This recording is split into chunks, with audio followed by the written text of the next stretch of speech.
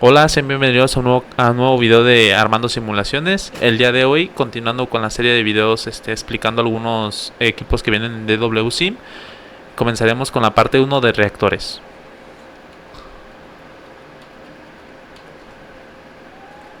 Bueno, para comenzar será el reactor CCTR, el cual es un reactor de flujo continuo que opera en un estado estacionario. Se caracteriza por tener una agitación intensa, lo que logra una composición y temperatura uniforme en todo el volumen del reactor.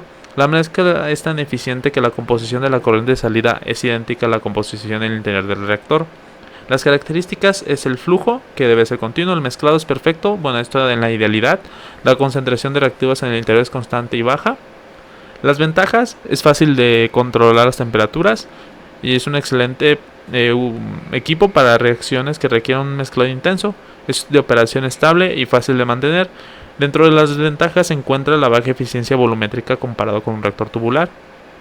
También puede ser costoso para grandes volúmenes debido a los requisitos de agitación. Y las aplicaciones podemos encontrar la polimerización, procesos de fermentación, reacciones de neutralización y en cualquier proceso donde el control preciso de la temperatura y el mezclado sean críticos. Bueno, aquí tenemos nuestro reactor. Ya teníamos añadida el flujo. Está a 70 grados centígrados. Los componentes son metilacetato, metanol, 1-butanol y N-butilacetato. Los reactivos iniciales son en cantidades equimolares, metilacetato y 1-butanol. En la sección de settings, cada que necesitemos una reacción, tenemos que añadir una aquí. Hay de conversión, equilibrio, cinética y heterogénea catalítica. Nosotros ya tenemos hecha nuestra cinética. En este caso para nuestro CCTR lo elegimos. Aquí tenemos que incluir nuestros componentes. En este caso, este que es nuestro reactivo lo elegimos como nuestro componente base. Necesitamos toda la información de la reacción para hacer esto. Tenemos nuestros coeficientes estequiométricos. Si son reactivos es -1, si son productos es 1. En este caso nuestra reacción es reversible, entonces seleccionamos así un orden para decir reacción directa y reacción reversible. Aquí aparece. Esta es la ecuación balanceada. Lo vamos a calcular en fugacidades. Ahí vienen otras cosas como fracciones y concentraciones. Tenemos que la reacción es en fase líquida. La temperatura es un rango. Tenemos nuestros constantes de Arrhenius y energía de activación para la reacción directa y la reversible. Y nuestro ratio de unidades. En caso de que quisiéramos ser más específicos con la reacción, podemos nosotros mismos anotar nuestra cinética de reacción en este punto de acá. Pero como nosotros no lo necesitamos, vamos directo. Entonces cerramos esto y lo corremos. Ya está. El reactor nos da varias funciones. Como solo tenemos una reacción, acá aparece default set. Adiabático lo tenemos, puede ser isotérmico o nosotros definir la temperatura de salida. Para eso está esta corriente de energía. Tenemos volumen. El volumen de la cabeza si es que hay un espacio vacío. La caída de presión. Y si es que tenemos algún catalizador que acelere la reacción, solo se tendría que poner. Acá podemos ver datos generales como tiempos de residencia, el ratio y cosas como la conversión, que en este caso fue del 50%.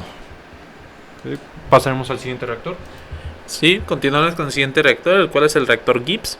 Este es un modelo conceptual utilizado en software de simulación de procesos, en donde no es un tipo de reactor físico, sino es una unidad de cálculo que asume que las reacciones químicas que ocurren en el interior alcanzan el equilibrio químico de manera instantánea.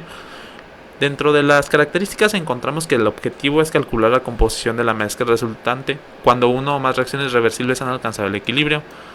Dentro del reactor no considera la cinética de la reacción ni el diseño físico del reactor. El fundamento está basado en que minimiza la energía libre de Gibbs del sistema para encontrar la composición de equilibrio o bien resuelve el sistema de ecuaciones basadas en las constantes de equilibrio. Dentro de las ventajas es que proporciona el límite teórico máximo de conversión para una reacción reversible a condiciones dadas como la temperatura y la presión. También es una herramienta poderosa para el análisis termodinámico y el diseño conceptual de procesos. En las desventajas, como ignora la cinética, el tiempo o el volumen de reactor necesario para acercarse al equilibrio en la práctica puede ser muy grande o requerir catalizadores. Las aplicaciones típicas es en el análisis termodinámico de proceso y además de que estima el rendimiento máximo en procesos como en la síntesis y en las oxidaciones. Bueno, aquí tenemos nuestro flujo inicial ya añadido. Estamos trabajando a 50 grados centígrados. Todo lo demás es por default de DWSIM. Nuestros componentes para la reacción, nuestros reactivos son metano y oxígeno, cantidades equimolares. Y estamos suponiendo que es una combustión pura. Entonces nuestros productos son dióxido de carbono y agua. Entonces, este reactor no tenemos que seleccionar nada en settings porque no tiene una reacción propia para sí mismo. Simplemente aquí tenemos lo de siempre: adiabático, el isotérmico o definir temperatura de salida. El modelo termodinámico que usamos fue Penn Robinson para este. En el pasado usamos Wilson. Si queremos un solucionador externo, pero como no, nos vamos a seleccionar nuestros componentes que considera el reactor. Acá ya nos marcan nuestros elementos. Aquí nos dice datos para iteraciones y convergencia y el método de cálculo. Si queremos algún solo sustancia, bueno, una fase única o simplemente el equilibrio. Entonces solucionamos.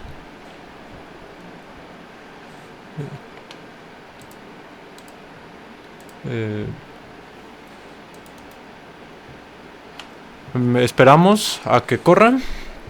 Esta vez corrió bastante rápido, a veces tarda mucho.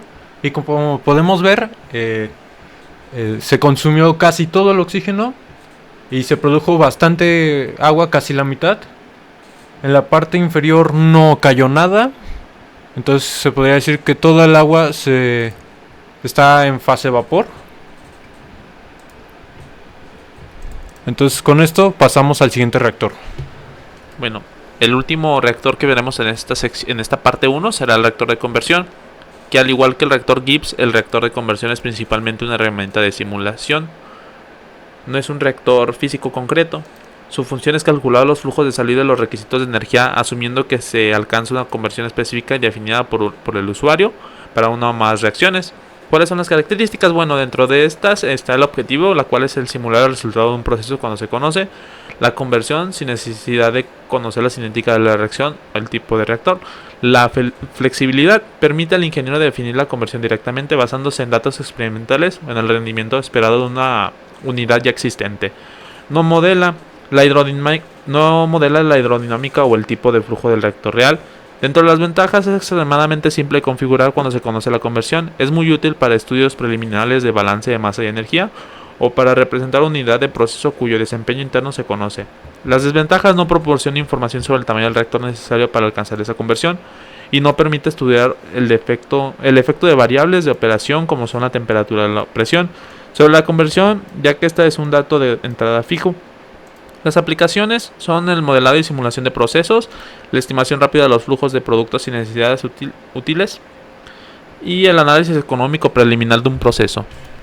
Bueno, aquí tenemos nuestros datos. Estamos trabajando a 50 grados centígrados. Nuestra composición va a ser equimolar en los reactivos hidrógeno y nitrógeno. Y nuestro amoníaco, que es la solución, pues está en 0. En este caso nos vamos a settings y en reactions. Para este reactor solemos elegir lo que es conversión. Nosotros ya tenemos una hecha.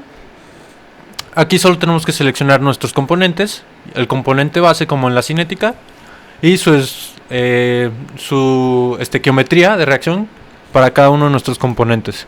Similarmente nos sale el calor de la reacción, nuestro componente base. Y acá solo nosotros seleccionamos la conversión. Acá decimos que es en fase vapor. Podemos seleccionar varios tipos de fases e incluso mezclas.